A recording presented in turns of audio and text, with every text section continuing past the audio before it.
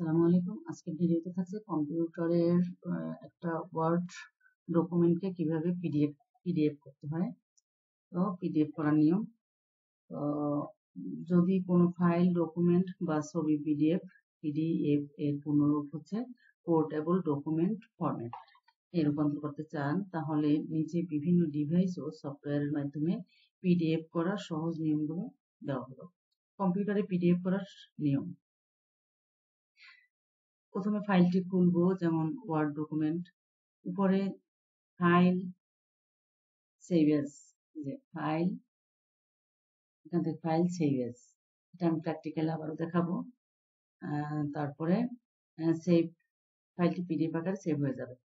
তৃতীয় ধাপে যে কোনো ফাইল প্রিন্ট অপশন পিডিএফ, ফাইলটি ওপেন করলে Ctrl+P চাপবো, প্রিন্টার সিলেক্ট থেকে Microsoft print to PDF.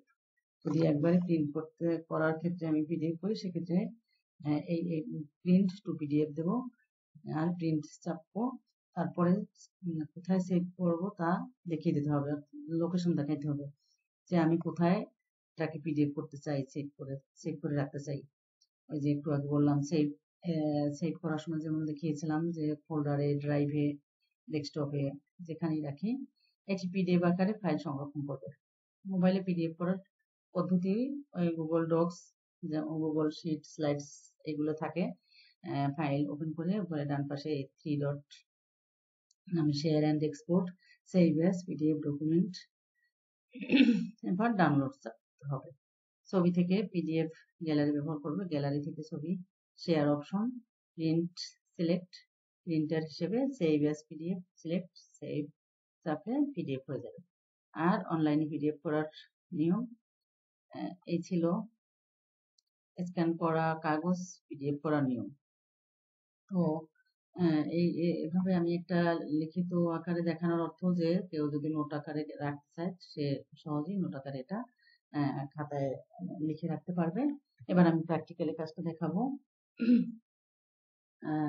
File, এবার সেভ এজ, সেভ এজ,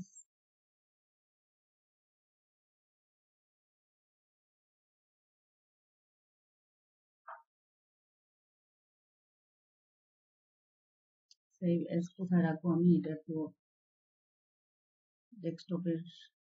ডেস্কটপেই রাখবো। তাহলে আমার ফাইল নেম দেবো কম্পিউটারে পিডিএফ করার নিয়ম, এই একই নাম থাকবে। এবার এখানে পিডিএফ নামে অপশন আছে, এই পিডিএফ ক্লিক করব, এই পিডিএফ। এবার পিডিএফ ক্লিক করার পরে এখানে সেভ এজ টাইপ, মানে কি ধরনের টাইপ সেভ এজ করতে চাই আমি, পিডিএফ। এরপরে এই সেভ আইকনে ক্লিক করব, বাস আমার পিডিএফ হয়ে গেল। এবার আমি কিভাবে বুঝবো, এটাকে আমি ওপেন করে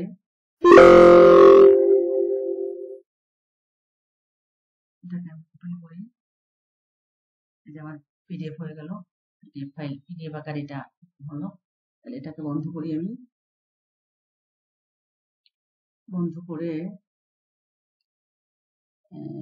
যে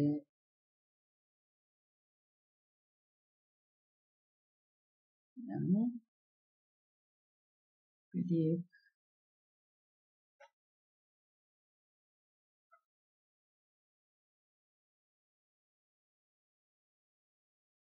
ফাইল, পিডিএফ হলে এরকমের একটা আইকন শো করবে।